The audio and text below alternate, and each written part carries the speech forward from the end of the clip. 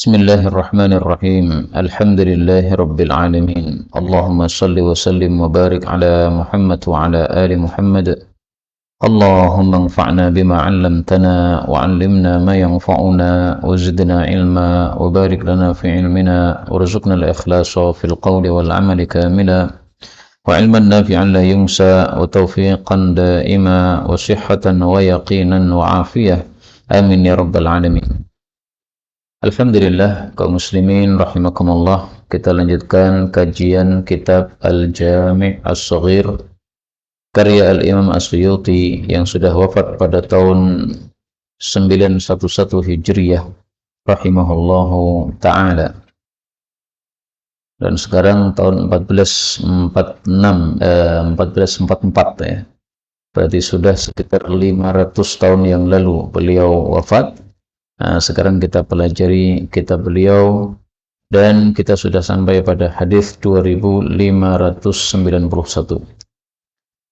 Faqala al-muallif rahimahullahu ta'ala wa nafa'ana bihi wa bi'ulumihi fid darain amin. Innama sesungguhnya tidak lain harru jahannam, panasnya neraka jahannam, ala ummati, bagi umatku, maksudnya umat Islam, kaharri, seperti panasnya al-hammami, tempat pemandian air panas. Hadis riwayat Tabarani, derajatnya dhaif.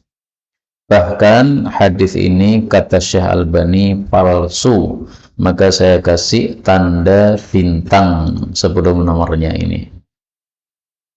Maksud hadis ini adalah umat Islam yang masuk neraka itu panasnya tidak dahsyat seperti panas ketika kita masuk ke tempat pemandian umum air hangat. Jadi malah enak gitu. Nah, maka ini karena hadisnya dhaif tidak bisa dijadikan sebagai hujjah. Ya, namanya neraka panas, dahsyat, ngeri nih. Tetapi umat Islam yang masuk ke dalam neraka tidak disamakan oleh Allah dengan orang kafir yang masuk neraka. Dalam hadis riwayat Imam Muslim, Rasulullah SAW mengatakan bahwasanya orang yang masuk ke dalam neraka kalau dia adalah muwahhid, dia adalah muslim, maka amatahum fiha imatah, dimatikan oleh Allah di dalam neraka. Orang mati ya tidak merasakan apa?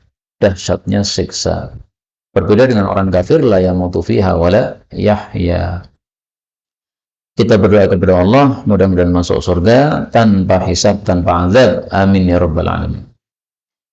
592. Innama tiada lain sammahum, Allah memberi nama kepada mereka al-abrara, orang-orang yang baik, li'annahum, karena mereka itu baru, mereka berbakti, berbuat baik, al-aba, kepada bapak-bapak, wal ummahat, dan juga kepada ibu-ibu, wal abna, juga kepada anak-anaknya. Karena sebagaimana anna, bahwasanya liwalidaika, bagi kedua orang tuamu, alaika haqqan, ada kewajiban atas dirimu untuk berbakti, kadzalika, seperti itulah, liwaladika, untuk anakmu juga ada kewajiban kamu untuk berbakti kepada anak. Hadis ini membahas tentang al-abrar, orang-orang baik yang disebutkan oleh Allah dalam Al-Quran. Contohnya pada surat apa? Karena ada beberapa ayat Quran yang menyebutkan kata-kata al-abrar. Contohnya pada surat Al-Mutaffifin ayat 18. Allah mengatakan, kalla inna kitabal abrari lafi illiyin. Catatannya orang-orang abrar, orang-orang baik, diletakkan pada illiyin, tempat yang tertinggi di surga. Nah, siapa abrar itu? Nah, dijelaskan oleh hadis tadi, tapi hadisnya dhaif. Disebut abrar karena bakti kepada bapak, kepada ibu, kepada anak. Loh, memang ada bakti kepada anak? Ada. Contohnya apa? Adil dalam pemberian, itu namanya bakti kepada anak. Mendidik anak supaya paham agama, itu bakti kepada anak. Jadi orang tua yang mikirnya duit tok, tidak pernah mikir tentang agamanya anaknya. Anaknya maunya abu, mau apa, saya enggak ngereken. Nah, itu berarti tidak berbakti sama anaknya. Allah akan balas nanti anaknya tidak berbakti kepada orang tuanya. Maka siapa yang berbakti kepada anaknya, insya Allah Allah akan berikan bakti anak tersebut kepada orang tuanya. 593. Innama sesungguhnya tiada lain sumya disebut al-baitul atiq, Ka'bah itu sebagai baitul atiq, li'anna Allah karena Allah Ta'ala a'taqahu menjaganya min al-jababirah dari para diktator. Falam yadhhar alaih maka tidak akan menguasai terhadap Ka'bah jabbarun seorang diktator pun qattu sama sekali. Definisi diktator menurut Imam Munawi adalah man qatala li ghadabin, orang yang membunuh gara-gara marah, itu diktator. Jadi seorang penguasa kalau marah pasti membunuh. Nah, itu disebut apa? Jabbar. Nah, Ka'bah itu disebut atiq, rumah yang terbebaskan. Itu karena selalu dibebaskan oleh Allah dari para diktator yang ingin merusaknya. Contohnya Abraha, seorang diktator yang terkenal, ingin merusak Ka'bah. Nah, maka Allah jaga. Itu adalah pendapat yang pertama tentang makna al-baitul atiq. Hadis ini derajatnya diperselisihkan ulama, ada yang mensahihkannya. Pendapat yang kedua, al-baitul atiq, atiq bukan diartikan yang dimerdekakan atau dibebaskan, tetapi yang kuno atau yang pertama. Kenapa disebut sebagai rumah yang kuno? Jawabannya adalah di dalam Al-Quran. Allah mengatakan pada surat Ali Imran ayat 96, Inna awwala baitin wudi'a lin-nas lalladzi bi Bakkah. Sungguh rumah yang pertama diletakkan di muka bumi untuk ibadah para manusia kepada Allah adalah yang ada di Bakkah atau di Mekah. Nah, maka karena itu adalah rumah ibadah pertama disebut apa? Atiq, yaitu yang kuno. Maka disebut kuno boleh, memang atiq itu bisa diartikan kuno, disebut dimerdekakan atau dibebaskan juga boleh, karena memang lafalnya mustarak, bisa diartikan ini, bisa diartikan itu. 594. Innama sesungguhnya tiada lain summiya disebut al-khadiru, Nabi Khadir, khadiran sebagai khadir, yang artinya hijau, li'annahu karena Nabi Khadir jalasa duduk ala farwatin pada tanah yang kering, bayda'a yang putih. Putih maksudnya nggak ada tanamannya, tandus nih. Fa'idha hiya tiba-tiba tanah tersebut tahtazzu bergerak, tahtahu di bawah beliau, khadra menjadi hijau, alias tumbuh tanam-tanaman di bawahnya. Ini hadisnya muttafaqun alaih, sehingga hadis ini sahih dan wajib diterima meskipun menurut akal tidak masuk akal. Ada orang duduk di tanah tandus, begitu pergi langsung hijau. Ini nggak perlu ditanam, nggak perlu disiram, udah. Ini berkahnya Nabi Khadir. Maka disebut Khadir karena itu. Khadir itu hijau karena memunculkan apa? Rumput-rumputan dan tumbuh-tumbuhan yang hijau. Apakah Nabi Khadir masih hidup? Diperselisihkan oleh para ulama. Kata Imam Munawi, mayoritas ulama berpendapat Nabi Khadir masih hidup. Muncul pertanyaan, kok bisa masih hidup? Berarti usianya berapa itu? Dari masa Nabi Musa sampai dengan masa sekarang, tahun 2023. Gara-gara Nabi Khadir ini minum air yang disebut ma'ul hayati, air kehidupan, sehingga menyebabkan hidup terus. Matinya kapan? Matinya nanti kalau Quran sudah diangkat dari bumi, beliau mati. Ini pendapat pertama, pendapat mayoritas ulama dan sulaha. Di antara ulama yang berpendapat Nabi Khadir masih hidup adalah penulis kitab ini, yaitu Al-Imam As-Suyuti rahimahullahu ta'ala dan ulama yang lain. Pendapat yang kedua mengatakan Nabi Khadir sudah mati. Karena Rasulullah bersabda bahwa orang yang ada di atas muka bumi ini 100 tahun lagi semuanya sudah nggak akan ada. Nah, maka seandainya Nabi Khadir waktu itu masih hidup, sudah melewati 100 tahun ketika Nabi bersabda, berarti ikut yang wafat. Nah, pendapat yang pertama tadi mengatakan, loh ini kekhususan, tidak termasuk yang disabdakan Nabi. Nah, pendapat yang kedua menjawab, semua dalil yang mengatakan Nabi Khadir masih hidup, tidak ada yang sahih. Karena tidak ada yang sahih, nggak bisa diyakini. Ringkasnya saja, banyak cerita-cerita para ulama mengatakan, saya ketemu Nabi Khadir, saya ketemu Nabi Khadir, saya ketemu Nabi Khadir. Banyak cerita seperti itu, Sehingga wallahu a'lam bishawab. Saya sendiri nggak tahu karena saya nggak pernah ketemu dengan Nabi Khadir. Saya ketemunya Ustadz Khadir, Ustadz dari Jawa Timur nih. Nah, itu saya ketemu.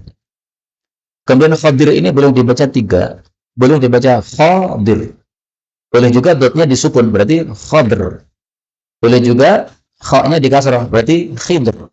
Nah, yang sering orang Indonesia mengatakan Nabi Khidir. Nah, Khidir itu dari kata-kata Khidr. Tapi orang Indonesia kan susah, Khidr, susah, akhirnya Khidir.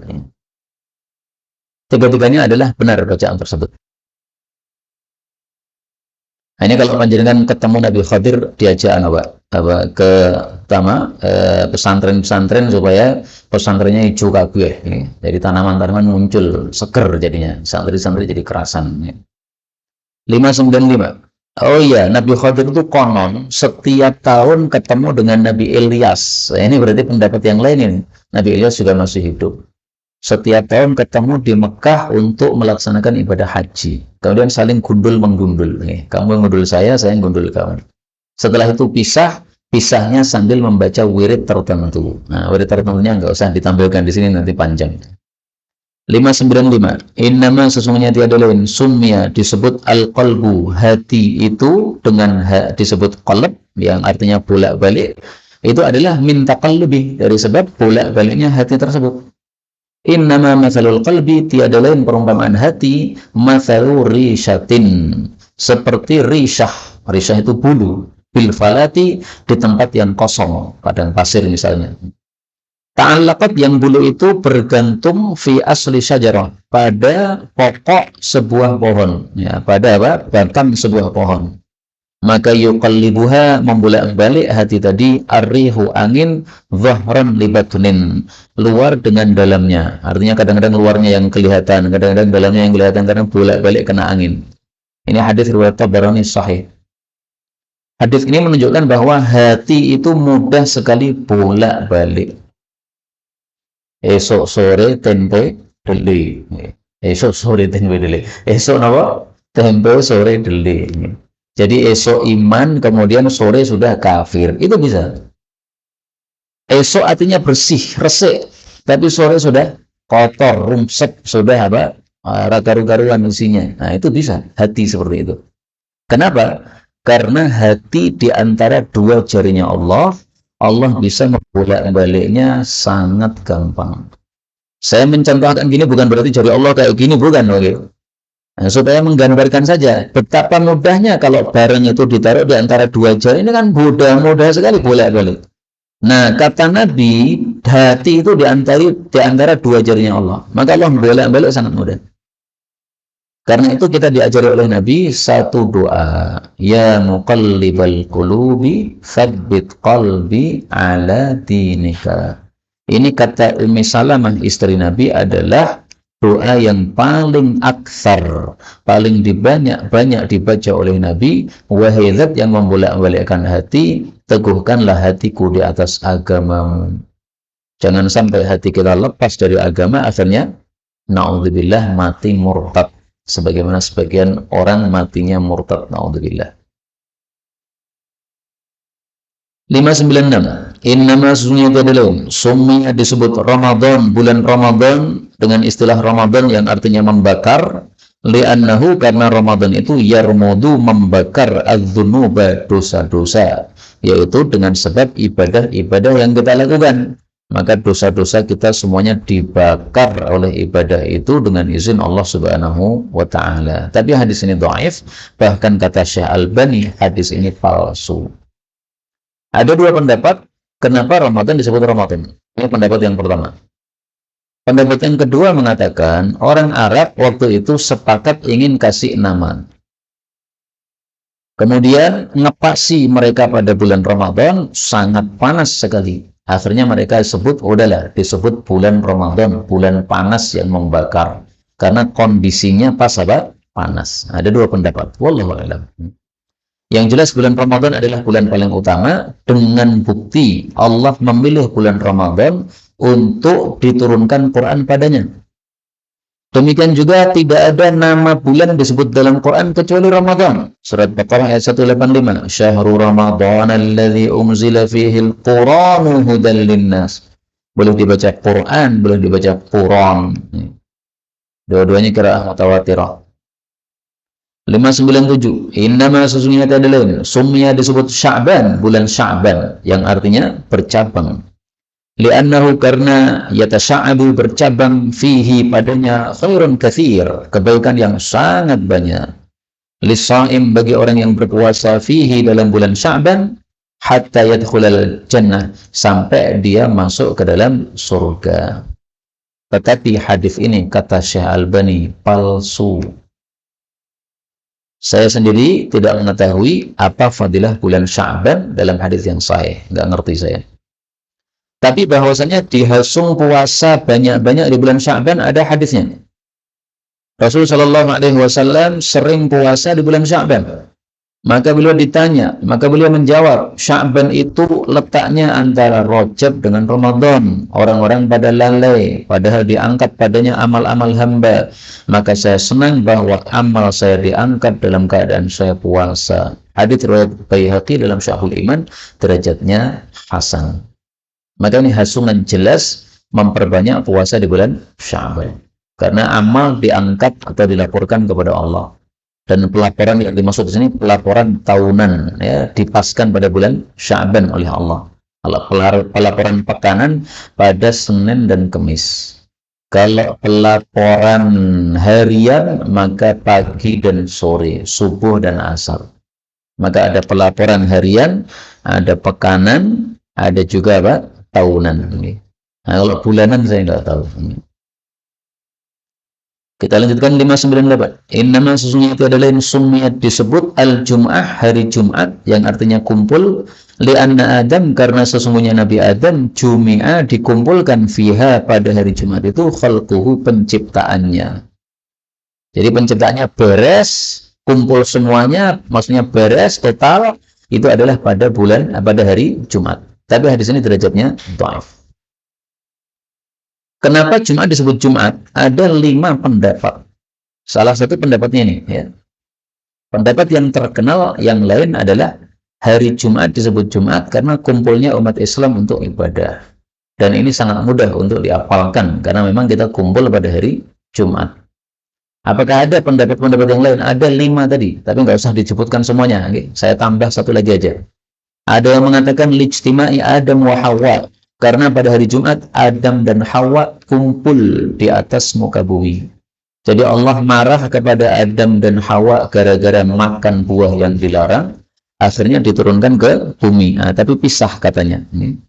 Nabi Adam di India, nah Hawa ini di mana nggak ngerti, mungkin di kebunan mungkin. Nah, kemudian Nabi Adam cari-cari, keliling dunia cari Hawa, ketemu di Jabal Rahmah, maka disebut Gunung Rahmat, kasih sayang karena ketemu suami istri. Nah, ketemunya hari apa? Hari Jumat, maka disebut Jumat karena kumpul. Wallahu a'lam, itu hanya sejarah, nggak ngerti benar atau tidak. 599 innama sunya tiada lain mathalul mu'min, perumpamaan orang beriman, hina ketika yusibuhu mengenainya al-wa'ak, demam yang dahsyat, awil humma atau demam, maksudnya demam biasa. Karena tadi seperti hadidatin besi tudkhalu yang dimasukkan an-nara ke dalam api, fayadhhabu maka lenyap khabathuha tayangnya, kotornya, wa yabqa dan tersisa tibuha yang bagusnya. Hadis riwayat Tabarani sahih. Hadis ini menunjukkan fadilah menjadi seorang mukmin, dosanya diampuni oleh Allah, digugurkan oleh Allah Subhanahu wa taala. Dan hadis ini menunjukkan fadilah demam. Demam menyebabkan dosa-dosa berguguran.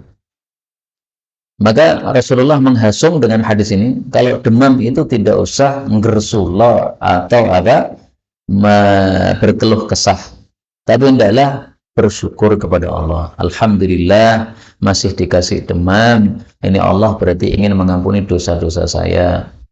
Dan tidak hanya demam, semua penyakit juga sama. Tetapi karena sering kali terjadi demam, dan juga ini mungkin Nabi bersabdanya pas ada orang demam, maka beliau sebutkan demam.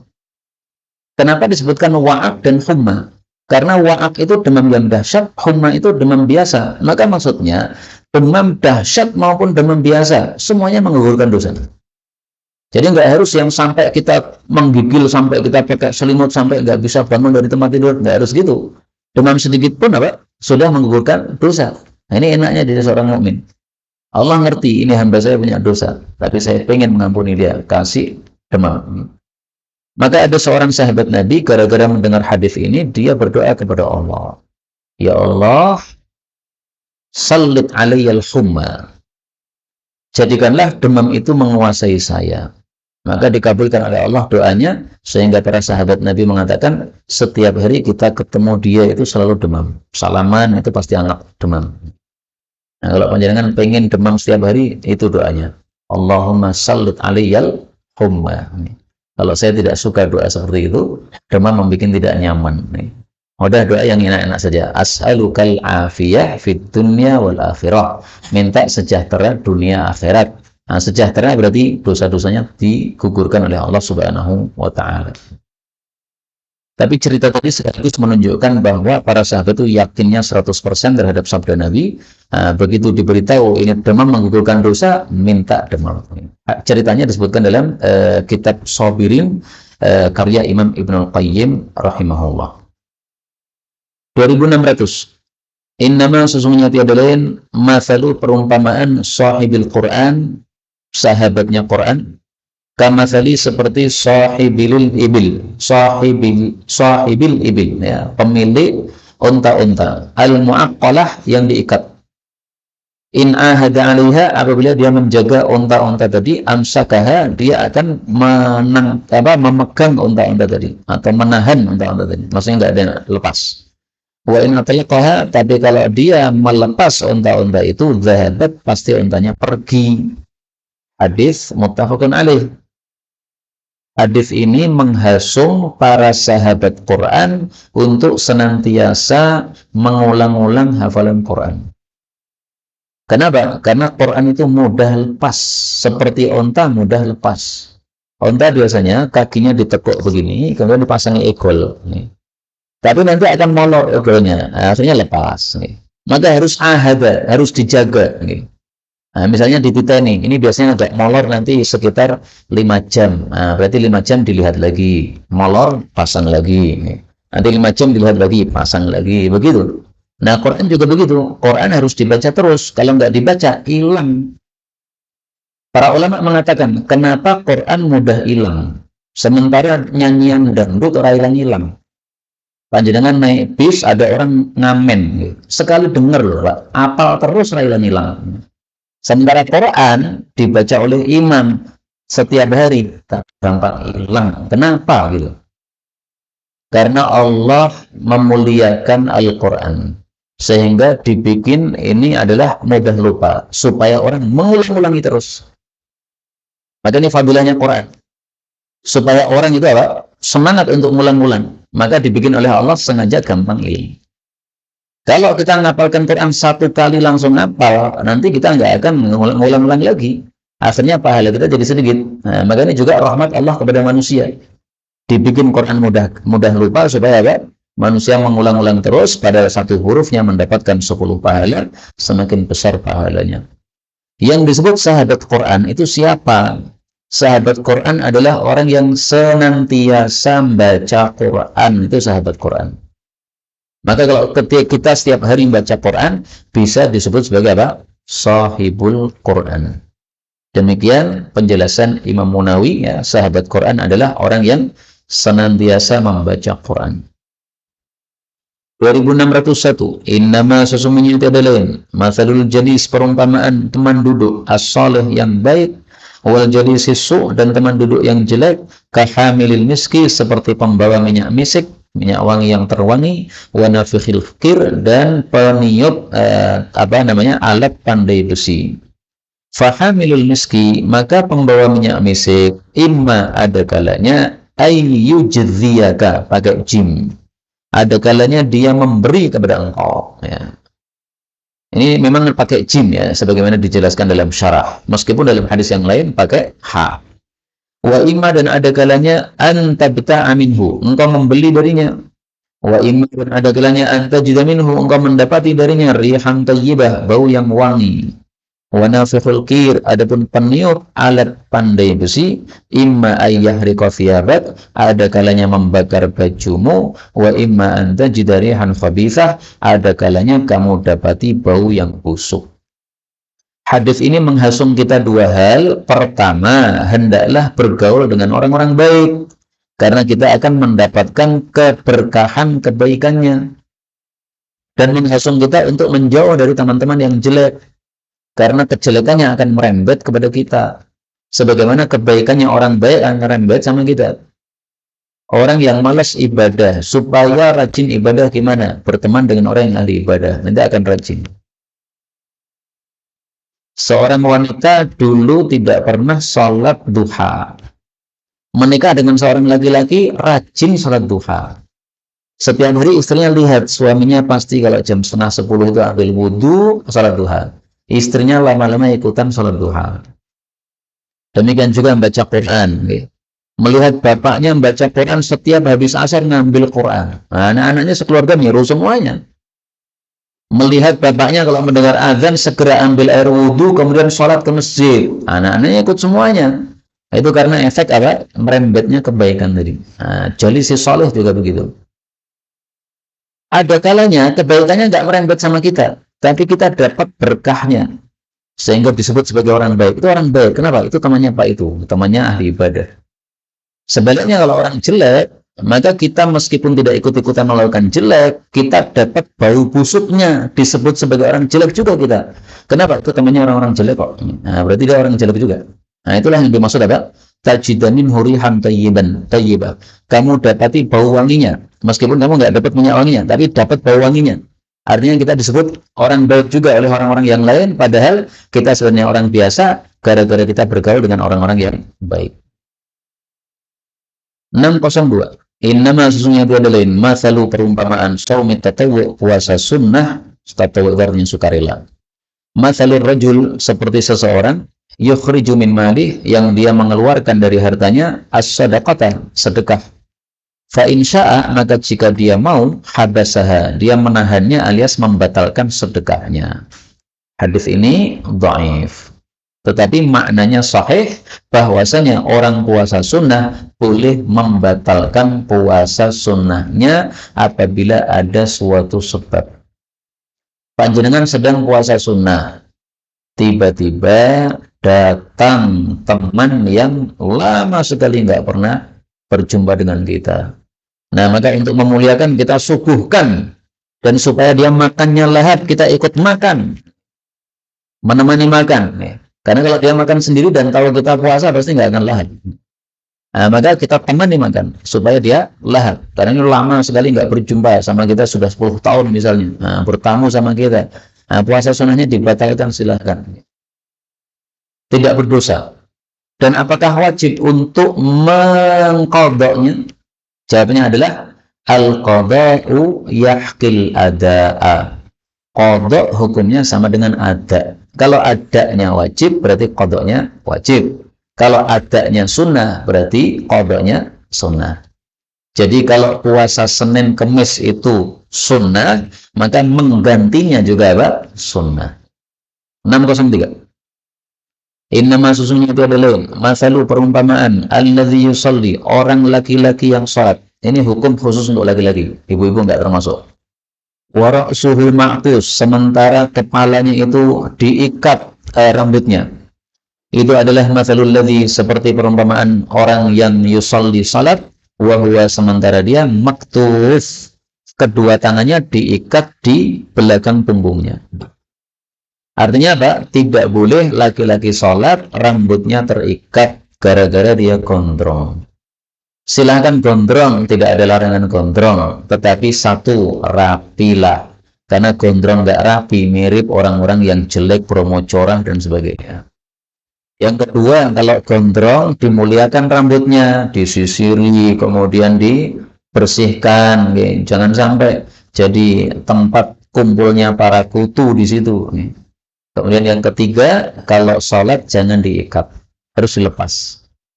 Karena kalau diikat, seolah-olah kita pas sujud itu rambut kita nggak mau ikut sujud, saya nggak mau sujud saya, pilih terikat nih. Nah, maka seperti orang sujud tapi apa? Tangannya diikat gini. Bagaimana bisa sujud? Nggak mungkin kan? Sujud harus apa? Tangan terlepas. Maka khusus laki-laki jangan rambut gondrong kemudian sholat dengan terikat. Kalau ada orang yang rambutnya gondrong, sholatnya terikat, apa namanya rambutnya terikat, maka panjenengan boleh ambil gunting kemudian dipotong. Jangan dipotong rambutnya loh Pak. Dipotong ikatnya itu loh. Nih. Pakai karet misalnya, karetnya digunting. Nih. Boleh. Tapi nanti kalau dia marah, nah, berarti panjenengan siap-siap apa namanya gelut. Nih. Zaman dulu sahabat Nabi melihat ada seorang pemuda rambutnya gondrong diikat pas sholat, langsung dia udari talinya itu. Nah, selesai sholat pemuda ini marah-marah dia. Maka sahabat Nabi mengatakan, kamu jangan marah. Ini sabda Nabi, saya mempraktekkan sabda Nabi. Nah, zaman dulu kalau dinasihati diem Mbak. Zaman sekarang dinasihati malah mentung ada. Maka siap-siap gelut nih. 2604. Innama sesungguhnya tiada lain halaka binasa mangkana qablakum, orang sebelum kalian yaitu umat terdahulu, biikhtilafihim dengan sebab perselisihan mereka fil kitab dalam kitab suci mereka. Jadi kitab di sini bukan kitab Quran ya, karena kitab umat-umat terdahulu. Maksudnya adalah larangan kita berselisih di dalam Al-Quran. Karena kalau kita berselisih dalam Al-Quran, nanti nasibnya sama dengan umat terdahulu, akan dibinasakan oleh Allah. Berselisih yang bagaimana yang dimaksud? Berselisih yang menyebabkan kita menolak ayat-ayat Quran. Dia nggak boleh. Tetapi kalau berselisih dalam hal munadharah, diskusi ilmiah, silahkan. Misalnya, mazhab Syafi'i berpendapat, nyentuh perempuan bukan mahram membatalkan wudhu. Sementara mazhab Hambali berpendapat tidak membatalkan wudhu. Nah, dalilnya apa? Dalam Quran, aulamastumun nisa. Nah, debat, tapi debatnya diskusi ilmiah untuk mengetahui mana sih yang lebih kuat. Nggak ada masalah kalau begitu. Itu tidak menyebabkan kebinasaan. Tapi kalau mengatakan misalnya bacaan itu haram seperti itu, nggak boleh dibaca seperti itu. Baca harus begini. Misalnya Maliki Yaumiddin, ada orang mengatakan nggak boleh Maliki begitu, harus panjang. Maliki Yaumiddin. Nah, perselisihan seperti ini yang bikin binasa. Karena perselisihan tanpa dasar ilmu sehingga mengingkari ayat Quran yang benar. Maliki Yaumiddin itu boleh dibaca dua bacaan qiraah mutawatirah. Nah, debat seperti itu adalah debat yang membinasakan umat Islam. Nggak boleh debat. Kalau sudah mulai debat sudah buyar, majelisnya buyar, udah buyar, nggak usah bermajelis. Lanjutkan besok. Nah, maka kemudian besok disampaikan Maliki boleh dibaca dua, Maliki atau Maliki untuk surat Al-Fatihah supaya nggak jadi debat lagi. 605. Innama sesungguhnya dari lain huma dua keduanya qabdatani dua genggaman. Faqabdatun maka satu genggaman finnari di dalam neraka, wa qabdatun dan satu genggaman lagi fil jannah di dalam surga. Hadis ini sahih riwayat Imam Ahmad. Maksudnya manusia itu sudah ditetapkan oleh Allah. Ada yang ditetapkan calon surga, ada yang ditetapkan calon neraka. Yang ditetapkan calon neraka adalah yang dulu digenggam oleh Allah dan ditetapkan oleh Allah, ini calon neraka. Yang calon surga adalah yang dulu digenggam oleh Allah dan Allah katakan ini calon surga. Masing-masing kita nggak tahu dulu pas kita jadi roh itu digenggam sebagai calon surga atau calon neraka, kita nggak tahu. Maka karena nggak tahu, kewajiban kita adalah melakukan perintah Allah selesai. Kalau kita melakukan perintah Allah, maka insya Allah mati pun dalam keadaan husnul khatimah. Karena man asya ala syai'in mata alih. Siapa yang hidup atas satu kondisi, matinya atas kondisi tersebut juga. Jadi nggak usah membahas masalah rahasia Allah. Wah, saya dulu termasuk genggaman mana? Nggak perlu ditanyakan. Nggak perlu dicari tahu, nggak perlu. Dan nggak akan tahu. Rasulullah mengatakan dalam hadis yang lain yang sudah kita tampilkan dulu. Allah sentuh punggungnya Nabi Adam, kemudian diambil roh-roh darinya. Allah kemudian mengatakan, ini calon surga, saya nggak peduli. Kemudian sentuh lagi bagian punggungnya Nabi Adam yang kiri, ini calon neraka, saya nggak peduli, kata Allah. Nah, Allah mengatakan, ini calon neraka, saya nggak peduli. Berarti Allah zalim, nggak zalim. Allah nggak pernah zalim. Terus gimana itu? Nah, kesimpulan terakhirnya, la yus'alu amma yaf'alu wa hum yus'alun. Allah tidak ditanya tentang apa yang dilakukan olehnya, Tapi justru manusia yang ditanya, kenapa kamu kafir? Itu yang ditanya. Kamu sudah tahu Islam ajaran yang baik, kok malah pilih kafir? Kenapa? 606. Innama sesungguhnya dia adalah humatsnatani. Dia itu adalah dua.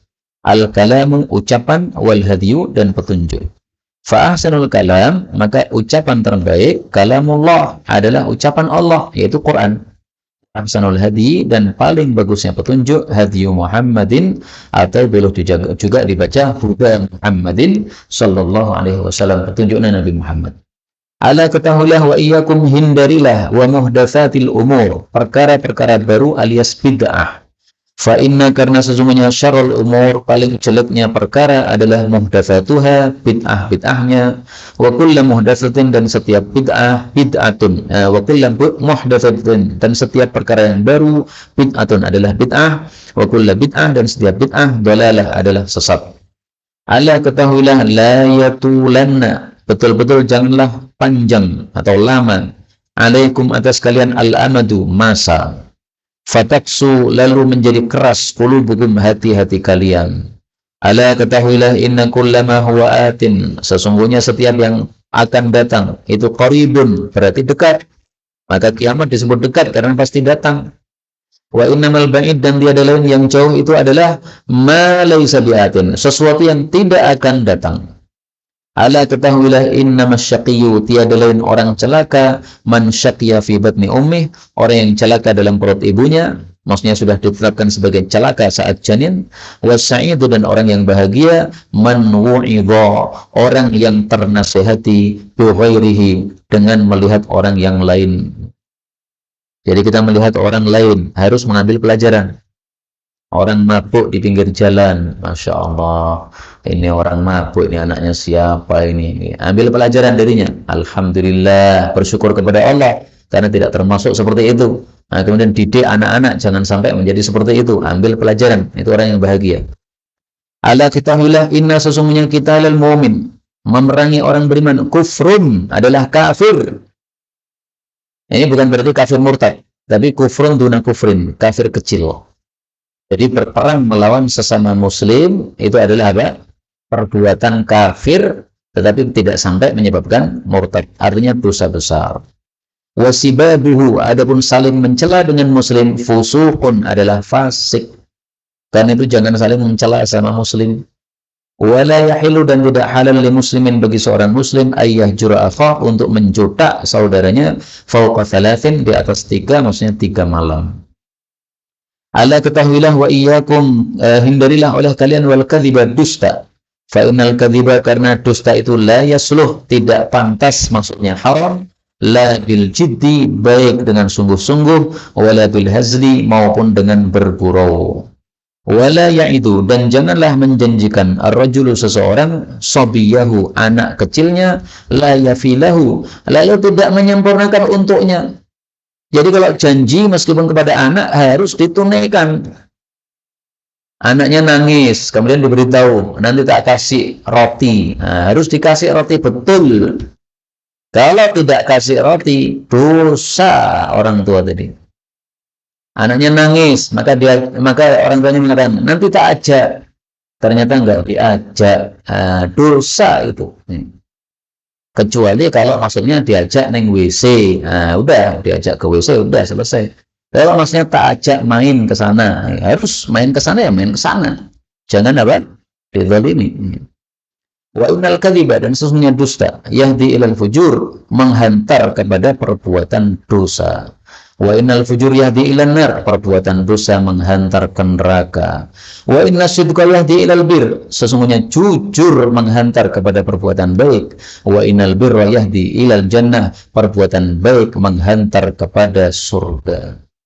Jadi artinya ucapan ini jadi setir.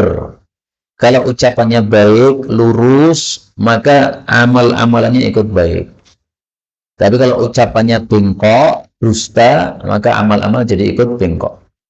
Dan makna seperti ini sudah kita dapatkan dalam Al-Quran surat Al-Ahzab. Qulu qawlan sadidan yuslih lakum a'malakum. Berkatalah yang lurus, Allah akan perbaiki semua amal kalian, semuanya. Maka mulut ini hati-hati ini ya. Mulutnya jelek, amalnya semuanya ikut jelek. Hati-hati, na'udzubillah. Wa innahu, dan sesungguhnya yuqalu, dikatakan lissatik, kepada orang jujur, sadaqa wa barra. Dia telah jujur dan dia telah berbuat baik.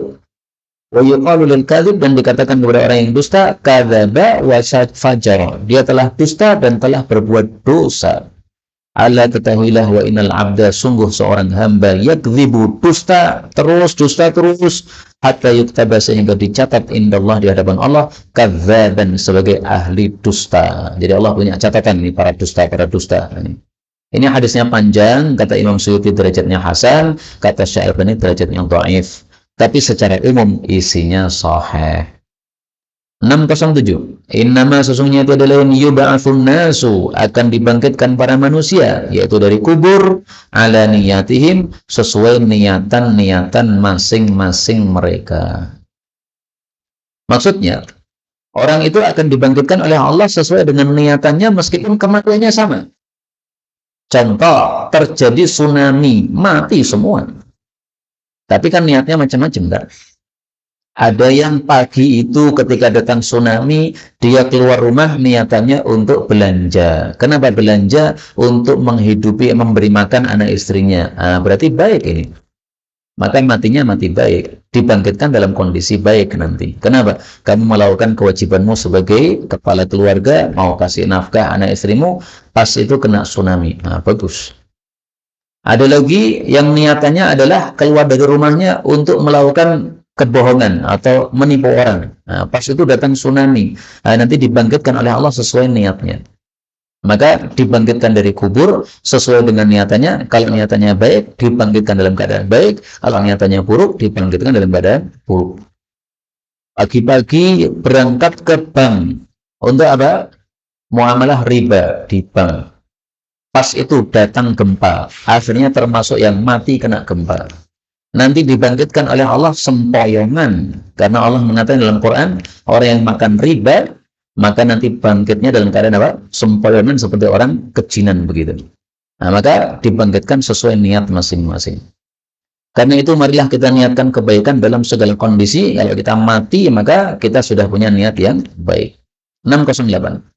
Innama, sesungguhnya tiada lain, yub'atsu, akan dibangkitkan al-muqtatilun, orang-orang yang saling bunuh, yaitu perang, alam niat, sesuai niatan masing-masing. Hadis ini dhaif, tapi semakna dengan hadis sebelumnya.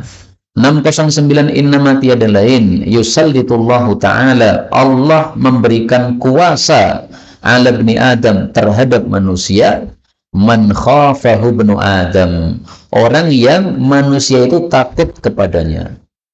Jadi kalau kita takut kepada sesuatu, dia akan menguasai kita, itu maksudnya. Ular akan menguasai kita. Kapan? Kalau kita takut sama ular. Kalau kita berani sama ular, ularnya akan lari. Jin juga begitu. Jin itu sebenarnya takut sama manusia. Tapi manusia juga takut sama jin. Maka siapa yang lebih berani? Dialah yang menangkan. Para ulama mengatakan, kalau kamu takut sama jin, jinnya berani sama kamu. Kalau kamu berani sama jin, jinnya lari dari kamu.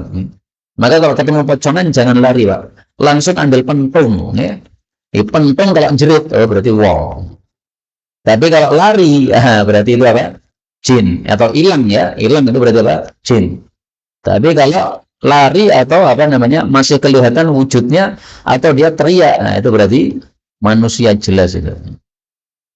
Walau anna bna Adam, dan kalaulah manusia, lam yakhaf, tidak takut ghairallah, selain Allah, lam yusallitillahu alaihi ahadan, Allah tidak akan jadikan berkuasa terhadapnya siapapun.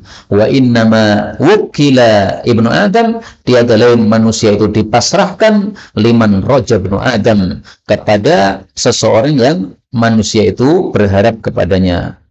Walau anna ibna Adam, kalaulah manusia, lam yarju illallah, tidak berharap kecuali kepada Allah yang maha kuasa, lam yakilhullah ila ghairih, Allah tidak akan pasrahkan dia kepada selainnya, alias dia pasti merasa cukup dengan Allah subhanahu wa ta'ala. Contohnya siapa? Nabi Ibrahim.